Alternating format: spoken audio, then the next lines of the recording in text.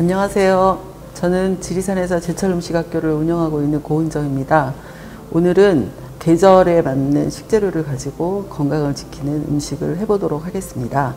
한참 제철인 버섯을 가지고 밥을 해서 밥 하나만으로도 반찬 없이 한 끼 식사를 충분히 맛있게 즐기고 건강을 지킬 수 있는 차돌박이 버섯밥을 해보도록 하겠습니다.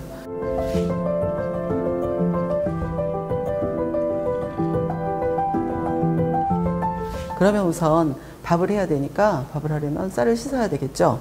그래서 자, 지금 쌀을 씻었어요. 쌀을 씻어서 체에다가 이렇게 받쳐서 이렇게 해서 한 3-40분 불리면 밥이 되었을 때 탄력성을 잃지 않고 밥맛이 좋은 그런 밥이 됩니다. 그래서 이렇게 건져서 3-40분 정도 불리는 동안에 다른 재료를 준비해 보도록 하겠습니다.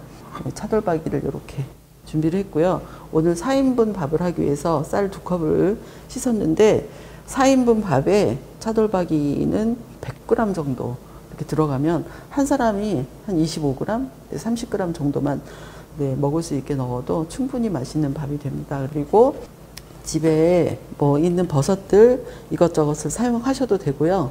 아니면 일부러 버섯을 좀 준비를 하셔도 됩니다. 그래서 이렇게 말린 표고는 미리 불려서 이렇게 놓고요. 요즘에 한참 마트에 가면 나와 있는 이런 가을 버섯들을 챙겼어요. 그래서 이 버섯들은 물에다가 씻으면 씻는 순간 그때부터 수분을 너무나 많이 먹고 빠른 속도로 상하기 때문에 씻지 않고 마른 행주나 이런 걸로 살살 닦거나 그냥 하셔도 됩니다. 그래서 끓여서 먹을 것이기 때문에 팽이버섯은 너무 기니까 길이로 반 정도 이렇게 잘라서 놔주시고요. 미리 미지근한 물에 불려놓은 표고버섯은 곱게 채를 썰지 않아도 되고요. 그냥 다른 버섯들과 비슷한 굵기와 길이로 썰어주시면 됩니다. 그래서 저는 그냥 불렸고 이 아주 두껍고 큰 거는 한 번쯤 이렇게 옆으로 살을 켜서 얇게 하시고 다시 채를 썰어 주시면 쌀과 다른 버섯과 함께 밥이 되었을 때 특별히 도드라지지 않고 잘 어우러져서 맛있게 먹을 수 있습니다. 이렇게 해서 표고버섯 썰었습니다. 다른 재료들은 비슷비슷한 크기로 다 이미 되어 있기 때문에 걱정 없이 요거는 에느탈이라고 얘기하는데 약간 크고 굵은 게 있으면 이렇게 손으로 쭉쭉 찢으셔도 됩니다.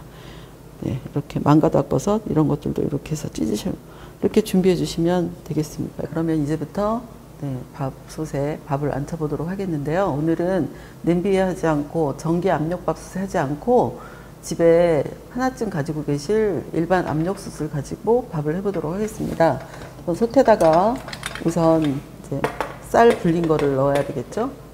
그래서 이렇게 건져서 쌀을 불리면 쌀 표면에 묻어있던 수분이 안으로 들어가면서 쌀이 좀 물러지고 그리고 부피가 좀 커지겠죠. 그래서 한 20% 내지 25% 정도 수분을 먹어서 좀 커졌다고 보시면 되는데요. 이렇게 씻은 쌀을 불려서 밥솥에 넣었어요. 그리고 2컵의 쌀을 씻었기 때문에 압력솥에 보통 밥을 할 때 2컵의 물을 붓습니다. 하나 하고 2컵의 물을 붓는데 오늘은 버섯에서 수분이 나오고 고기가 들어가기 때문에 살짝 부족한, 그렇지만 개인의 취향이기 때문에 나는 2컵을 넣어서 약간 진밥을 좋아하니까 그렇게 해 먹을래 이렇게 하실 수도 있고, 나는 약간 고두밥을 좋아하니까 그거 신경 쓰지 않고 밥을 해서 먹을래 이러신 분은 1.8컵까지 넣으셔도 괜찮습니다. 여기에 밑간을 하기 위해서 간장을 1스푼 정도 넣으세요. 밥에다 무슨 간장이야 이렇게 생각하실 수 있는데 나중에 밥을 해서 먹어보면 밑간은 한 밥이 훨씬 더 맛있다는 걸 아시게 될 겁니다. 그리고 거기에 들기름을 1스푼 넉넉히 넣습니다. 그리고 밥알이 좀 더 탱글탱글해지면서 쌀로 만들어서 발효시킨 술인 청주를 1스푼 넣어서 밥맛이 조금 더 좋게 하도록 하고, 그 외에 잡냄새도 제거하도록 하겠습니다. 그리고 준비해둔 버섯을 넣었습니다. 그래서 버섯은 오늘은 뭐 팽이버섯, 또 느타리버섯, 동충하초, 표고 이런 걸 이렇게 쭉 넣었는데요. 재료를 구입하실 수 있는 곳에 가서 이 계절에 나온 버섯들이라면 그게 무엇이든 간에 상관없이 사셔서, 또 이게 꼭 여러 가지가 아니고 한두 가지만 넣어도 괜찮고 표고버섯만 넣어도 괜찮습니다. 그리고 표고버섯은 그래도 말렸다가 불려서 쓰는 게 훨씬 더 영양적으로나 맛으로 더 좋기 때문에 그렇게 하시고요. 여기에 이제 차돌박이 해놨던 거를 이렇게 같이 얹어서 밥을 하도록 하겠습니다. 저게 무슨 밥이 될까 하고 생각하실 수도 있을 텐데요. 나중에 실제로 이걸 해서 먹어보면 정말 맛있구나 이런 생각이 드실 겁니다.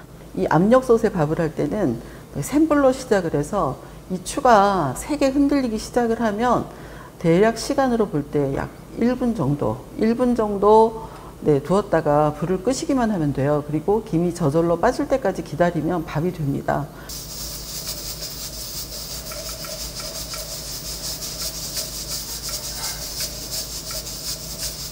지금 안에서 소고기와 버섯들이 만나서 그 풍기는 밥 냄새가 엄청 좋습니다. 그리고 추가 흔들리기 시작한 지 약 1분 정도 지났어요. 이제 이렇게 세게 흔들리기 시작하잖아요. 이때 불을 꺼보도록 하겠습니다. 자, 센 불로 밥을 하다가 이제 불을 껐어요. 불을 껐고 지금부터는 추가 저절로 내려갈 때까지, 그러니까 김이 저절로 다 빠질 때까지 강제로 김을 빼지 마시고 기다리셨다가 밥을 푸시면 됩니다. 김이 저절로 빠지는 동안에 압력솥에서는 뜸이 들고 있거든요. 그래서 밥 냄새를 맡으면서 양념간장을 만들기 위해서 표고버섯 장아찌를 만들어 보도록 하겠습니다. 우리가 평상시에 국물을 내기 위해서 쓰는 이런 것들을 따뜻한 물에 불린 다음에 안에 물기가 있으면 안 되겠죠. 그래서 이렇게 몇 장씩 겹쳐가지고 콕 눌러가지고 짜요. 그래서 이 물기가 없이 손에 묻어나는 게 하나도 없잖아요. 여기에 간장을 부어요. 간장. 여기에다가 불려서 물기를 제거한 표고버섯에 간장을 부었어요. 그리고 표고버섯 불릴 때 지금 20개를 불렸는데요. 약 100g 정도 됩니다. 여기에 2컵의 물을 부으면 1컵 정도의 표고버섯 불린 물이 나와요. 그래서 이 물을 여기에 같이 부어요. 그러면 간장의 짠맛이 2분의 1로 줄어들겠죠? 보통 한식 간장의 그 짠맛을 되게 싫어하시는데 2분의 1 정도로 줄어들고 이제 조금 지나면 표고버섯에서 굉장히 맛있는 물이 우러나와서 이 간장은 시중에서 판매하고 있는 맛간장 정도의 한 12%에서 13% 정도의 염도를 가지고 있는 표고버섯 향과 맛이 뺀 맛있는 간장이 됩니다. 하루 이틀 정도 상온에 두었다가 냉장고에 병립을 하시든 아니면 일반 통에 담아가지고 냉장고에 넣어 두시고 드시면 될 것 같습니다. 자, 그래서 만들어진 완성된 표고 간장 장아찌가 이렇게 생겼어요. 그러면 어떻게 할까요? 얘를 하나씩 이거를 꼭 짜서 쓰시면 되고 양념 간장을 만들 때는 굳이 꼭 짜지는 않으셔도 됩니다. 정말 간장이 달달하고 맛있는 그런 간장이 되었어요. 자, 이 간장은 여기서 나온 간장이에요. 표고 간장 장아찌에서 나온 간장입니다. 그래서 감칠맛이 되게 좋은 간장이거든요. 여기다가 표고버섯 하나를 꺼내서 이렇게 다졌어요. 다진 표고버섯을 여기다 넣어요. 그리고 마늘은 살짝만, 너무 많이 넣으면 이게 다른 밥이라든지 다른 음식에 맛을 해치기 때문에 살짝 조금만 넣고요. 그 다음에 쪽파나 실파, 없으면 대파도 괜찮습니다. 그래서 이렇게 넣어서 지금 간장이 하나도 안 보이고 건더기만 있는 것처럼 보이는데 조금 있으면 쪽파에서 물이 나와서 이제 좀 촉촉해집니다. 그리고 밥을 비빌 때 양념간장은 건더기들이 너무 없으면 맛이 없어요. 그래서 빡빡하게 이렇게 하시는 게 필요하고요. 여기에 깨소금 조금 넣고 취향에 따라서 네, 들기름이나 참기름을 넣어서 양념간장을 완성하도록 하겠습니다. 이제 저는 식용유를 사용할 때는 주로 들기름을 사용합니다. 왜냐하면 축용유가 옥수수 사료를 먹고 이제 자라게 되는데, 그랬을 경우에 옥수수의 그 유전자가 축용유 안으로 이제 이동이 돼요. 그럴 때 옥수수가 가지고 있는 그 필수 지방산 오메가3와 오메가6 지방산의 비율이 맞지 않아서 자칫 뭐 이렇게 성인병이나 이런 것이 생길 수 있는 요인이 되는데요. 그것들을 막아주는 우리나라의 유일한 식재료가 들깨입니다. 그래서 들깨에서 나온 네, 들기름. 벌써 네, 쪽파가 숨이 죽어가지고 양념간장이 네, 어느 정도 촉촉해지고 완성이 되었습니다. 자, 이렇게 해서 네, 밥이 뜸이 드는 동안에 이제 양념간장을 만들어 두었고요.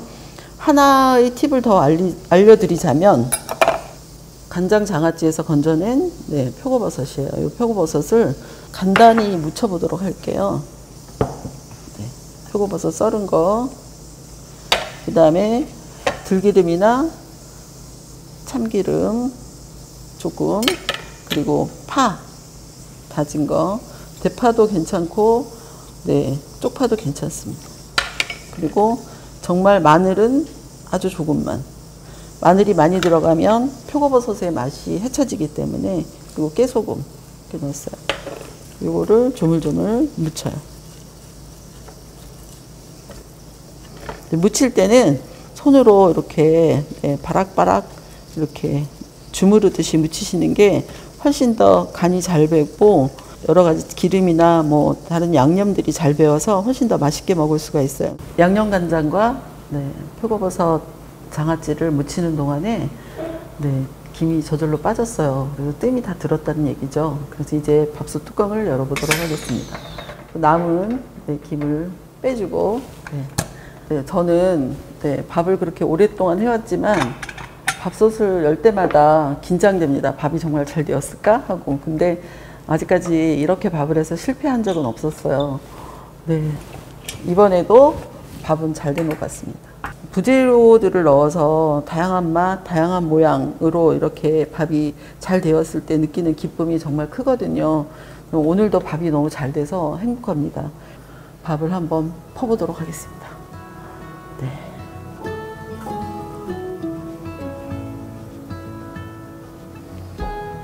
자칫 과식을 부르는 밥입니다.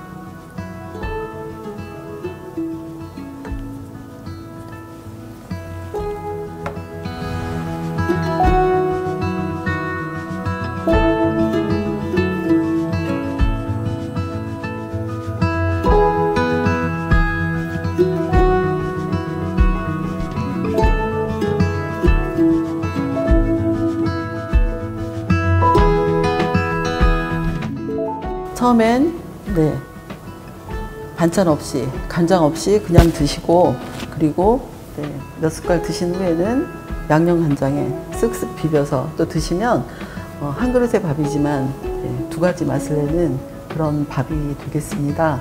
가을에 나는 식재료를 가지고 밥을 해서 드신다면 네, 인체도 자연의 일부이기 때문에 가장 건강한 밥을 맛있게 드실 수 있지 않을까, 그렇게 생각합니다.